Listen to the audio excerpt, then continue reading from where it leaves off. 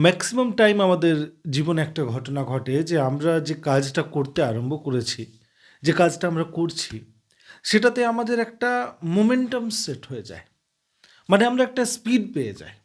কিছু মানুষ পড়াশোনাতে হোক, নিজের কাজে হোক, কোথাও যাচ্ছি, কোনো একটা নির্দিষ্ট লক্ষ্য আছে, সেখানে তো পৌঁছানোর আছে জীবনে, সেটার মধ্যে হোক, একটা স্পিড পায়। যে এই মাপে আমি এগোচ্ছি আর এতদিনে এটা শেষ হবে, বা এরকম করে যাচ্ছি, এতটা উন্নতি, এতটা ফলাফল পাচ্ছি, হয় না এরকম? তো যখন একটা মানুষ বড় সুন্দর, বড় মধুর অবস্থাতে থাকে, যেখানে তাকে এটা অনুভব হয় কি ব্যাস এই স্পিডটাই আমি চাইছিলাম, অনেক স্মুথ কাজ হচ্ছে, আমি যেরকম চাইছি সেরকম করতে পারছি, তখন কিন্তু তাকে বড় ভালো লাগে এবং তাকে লাগে যে সব কিছু তার মতোই চলছে। আর যতটা প্রাপ্য, যতটা আমি খাটছি, সেই অনুরূপে যতটা প্রাপ্য সেটা আমি পাচ্ছি। কিছু কিছু সময় সেরকম হয় না, যেরকম সে চাইছে সেরকম পায় না। এই সম্পূর্ণ জিনিসটাকে অনেক সুন্দর করে বোঝার জন্য এরকম করে বুঝতে পারো যে ধরে নাও তুমি খুব আগ্রহী আছো যে তুমি ভালো স্প্রিন্টার হবে, তুমি অনেক সুন্দর দৌড়াতে চাইছো, তুমি দৌড়ে নিজের নাম খ্যাতি এটা বানাতে চাইছো এবং জানো যে আমাকে এত কিলোমিটার পার আওয়ারের স্পিডে দৌড়ানোর আছে যদি আমাকে নিজের সমাজে একটা ভালো স্প্রিন্টার, একটা ভালো ধাবক হতে লাগবে। তো তুমি সেই মাপটা জানো, কিন্তু সমস্যা এটা যে তুমি যে স্থানে থাকো সেখানে কিন্তু ভালো দৌড়ানোর মাঠ নেই। একটাই আছে, খুব ছোট, খুব নোংরা, এবং রাস্তাও ভালো না। কোথাও এরকম স্থান আছে পা ফেসে গেলে সারা জীবন দৌড়াতে পারবে না, পা ভেঙে যাবে, এরকমের অবস্থা আছে। একদমই সেটা আইডিয়াল তুমি বলতে পারো না, যেটা আইডিয়াল স্থান যেখানে তুমি দৌড়াতে পারো, কিন্তু অপশন নেই। আর তোমার ইচ্ছা আছে, তো তুমি সেখানেই দৌড়াতে আরম্ভ করলে। প্রথম প্রথম তোমার খুব অসুবিধা হলো, তুমি পারছো না, নিজেকে রাখছো যে আমার এরকম জায়গাতে বাড়ি কেন হলো, আমি এরকম জায়গাতে অ্যাক্সেসেবল কেন, ভালো স্থানে আমার জন্ম হতে পারতো, বা ভালো জায়গায় আমি থাকতে পারতাম যেখানে ভালো ভালো মাঠ আছে, এখানেই কেন হলো। কিন্তু তা তুমি ছাড়োনি, তুমি করছো।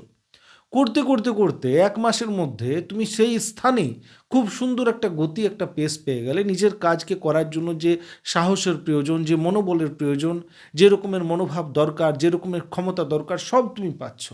তোমার মন লাগছে, এবং সেই যে ভাঙা ফোটা যে রাস্তাটি আছে সেটাই তোমার খুব সুন্দর একটা মাঠ হয়ে দাঁড়ালো, এবং তুমি এত সুন্দর করে দৌড়াচ্ছ, প্রথম দিন যদি কেউ আসে তো সে পা ভাঙিয়ে নেবে, কিন্তু তোমার কোনো সমস্যা নেই, তোমাকে বেশ ভাল লাগছে। আর হঠাৎ করে একদিন ভাবলে যে এতদিন এত সুন্দর করে দৌড়াচ্ছি, আর কটা দিন বাকি আছে, নিজের যে গোল, নিজের যে লক্ষ্য আছে সেটাতে এবারে পৌঁছে যাব, একটু সতর্ক হয়, একটু সাবধান হয়ে যায়, নিজের পাগুলোকে ঠিক করে ফেলি। যদি এখন এই সময়ে যদি আমার পা ভেঙে যায় তাহলে কিন্তু বিপদ হয়ে যাবে। এই যে মনে ভাবনাটি এলো, তারপরে তুমি বড় দেখে দেখে, বড় ওয়াচ করে করে, বড় সাবধান সতর্কতা করে তুমি দৌড়াতে আরম্ভ করলে, কিন্তু তাও তোমার পা ফেসে গেল আর তোমার ভেঙে গেল পাটি, তুমি আর দৌড়াতে পারলে না।